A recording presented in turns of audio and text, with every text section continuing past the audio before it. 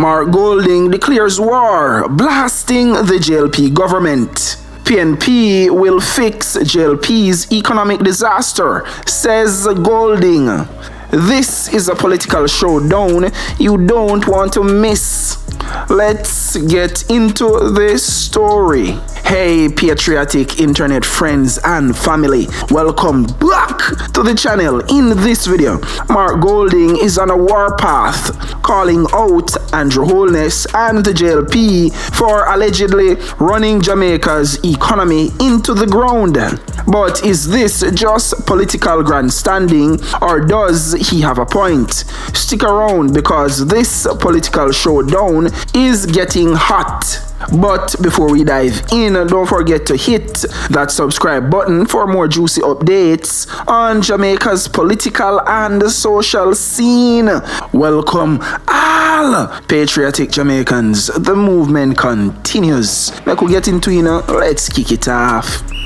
The call to action. Golding strikes first. The People's National Party PNP President Mark Golding stepped onto the battlefield at a Northwest St. Catherine rally, dropping verbal grenades at the Jamaica Labour Party JLP. His message: the JLP has wrecked the economy and forced trained Jamaicans to flee the island for work. Golding: the labourites had taken the economy and wrecked it on the reef. No, that's a bold claim, but let's break it down. According to Golding, when Sister P took office in 2012, the PNP had rescued Jamaica from economic disaster, debt reduction, fiscal discipline, but now, he says, under Holness, the people are hungry and frustrated. They need hope, said Golding. So what's Golding's grand solution? A government of the people that actually creates opportunity at home so that Jamaicans don't have to run away to find work. Well, Marky G, to be fair and honest, we can't really put the blame solely upon the JLP and say yes, them wreck the Jamaican economy, because we have a turnover between both parties in and out of political power. And you know Labourite always go to the point say uno did in there for 18 and a half years. So the country should have in a far better economic standing. So to want to play a part in wrecking the Jamaican economy, in my opinion, this is one of the major disadvantage and downside of democracy, because democracy have its good and it has its bad. In this case, it is nothing more than a glorified popularity contest where a political opposition can come and tell you what you want to hear just for getting a office, just to become and form the next government. Me suddenly have a feeling of deja vu, cause Holness did attack the same way when him did in opposition, so I will see how that turn out after 2 terms. So me not gonna knock Marky G too bad, cause we've been here before. Cause everything where Golding a say, him a hit pain points where Jamaicans would say. He still could have said far more, but him a hit a few pain points here and there. To be honest, we watched the show here already.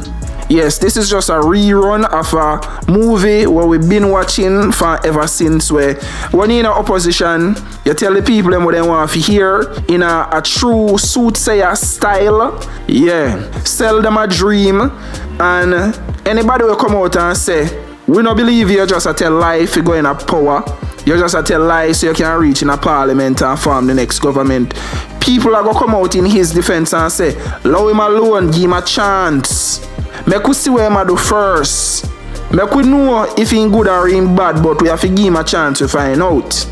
And that is fair, because we did give Andrew the same grace. We did say in young, give him a chance. He have a better vision and a better plan for Jamaica. You know, seeing youthful and he full of energy. And wanna make a bag of promise during election season to the Jamaican people. Say we now do this, say una go do that. And as usual, una go in a power. All of the promises that were made during the election campaigns, none of those promises were actually kept. And you have to blame the people. You can't blame the politician. Or the people allow them to get away with that and don't keep them promises. You see, the Jamaican politicians figure out the Jamaican people a long time ago. So you cannot come now and make no great requirements and demand of Mark Golding when he get in a political power if you never do the same thing to Andrew. One if you no get what me I say. President no campaign after they win election. That's why you have to hold them accountable. Where promises made are promises that are kept. Cause watch you know, Golding have no reason to deliver upon him promise them, you know, because unlike did Holness and the JLP government accountable for the promises where them never fulfill. You can't come now and try hold Golding to a higher standard where you never hold Andrew and the JLP government too. And so it work. Don't switch up now. Keep the same energy. So if Golding going to power, him now have no need or reason to fulfill any promises made. And you can't cuss him about it. Because those are the leaders who want to select, and want to grow them, and want to breed them, and want to make them stay so. So until you start shift on a mindset, then the politics will continue to be a circus and a clown show. Justice, Republic, and the King of England. Yes, you heard that right. Golding took a hard swing at Jamaica's justice system, arguing that ordinary Jamaicans don't have real access to the Privy Council. And why? Unless you're a multimillionaire or on death row and some foreign lawyers feel sorry for you, you can't get justice. Golding wants constitutional reform, a Jamaican republic, and for the country to ditch the British legal system for the Caribbean Court of Justice.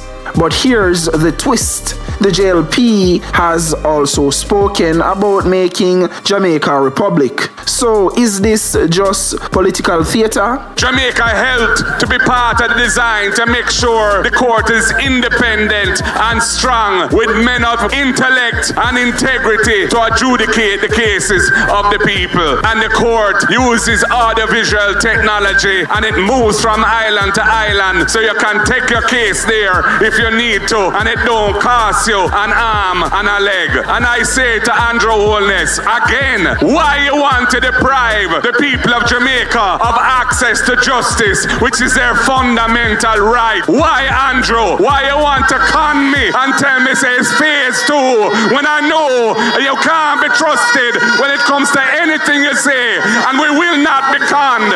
We want justice for the people now.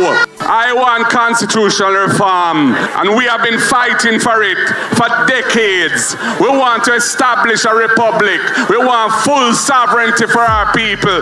Time come for Jamaica to believe in itself and run its own affairs. But we're not into this piecemeal approach where they're putting the cart before the horse.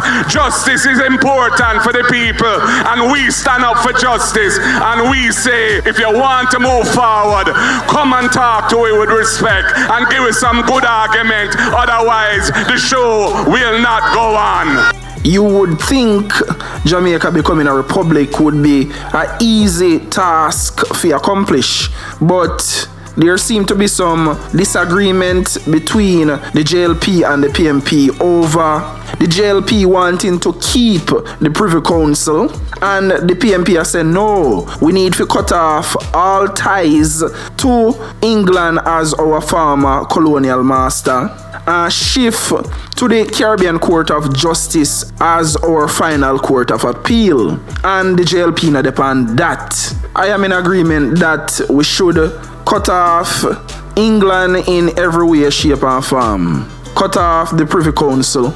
Remove King Charles III as the head of state of Jamaica and move to a president of Jamaica, the People's National Party has always been wanting to remove the Privy Council. They already had 2 failed attempts of removing the Privy Council. The first attempt was in 2004, where ironically it was thwarted by the Privy Council itself. And now we see the opposition has declared that they will not support the move to remove the monarch as head of state unless simultaneous action is taken to remove the Privy Council as Jamaica Final Court. Mark Golding instructed his representatives on the Constitutional Reform Committee not to sign the report.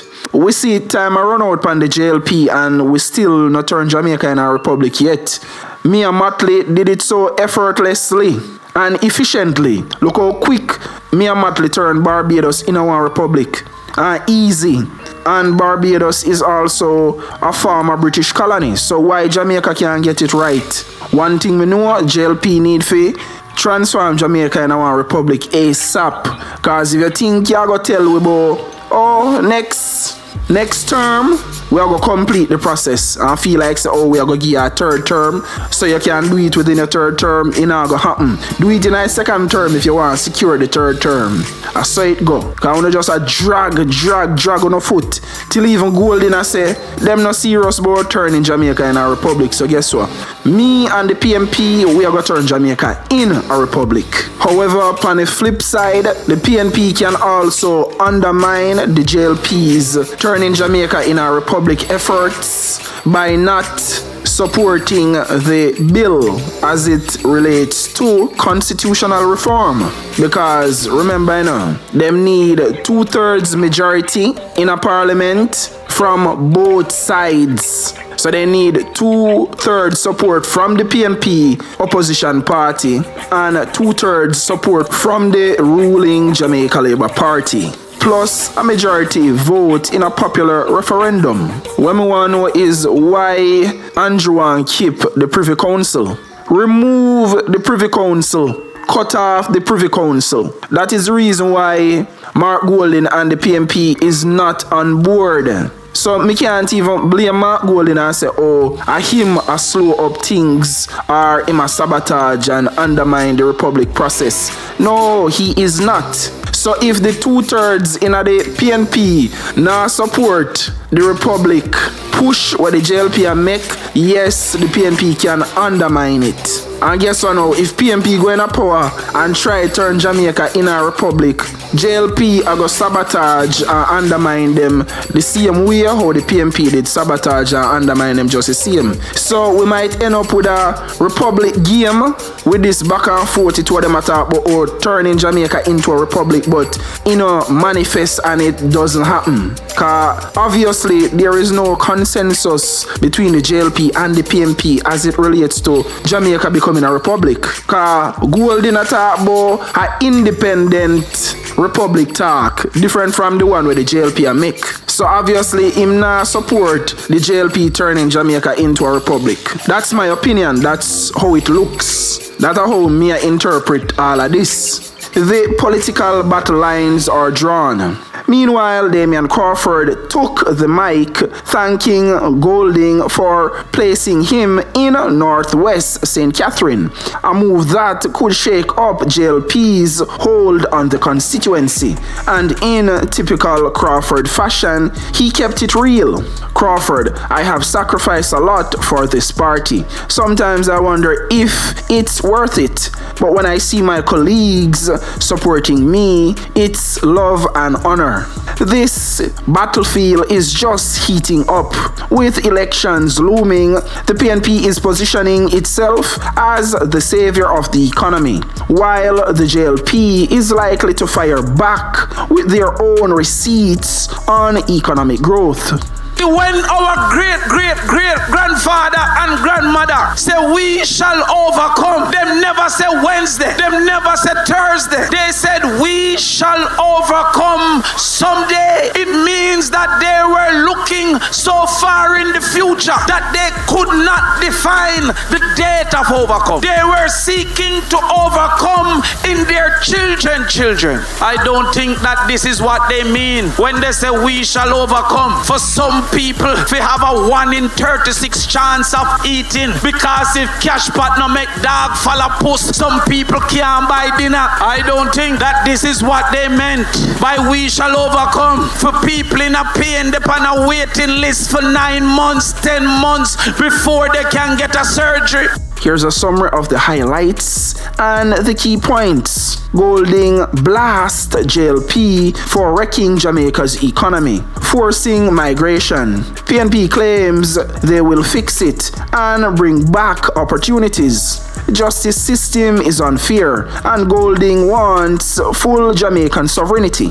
Republic talk, but is it real or just political talk? Damian Crawford entrance adds to PNP versus JLP showdown. I just want the people of this constituency to know that I am depending on you to deliver Damian Crawford to Garden House when the time comes to be upside me and to deal with the education portfolio, to uplift the youth them of Jamaica and carry our system of education to a higher height. So what do you think?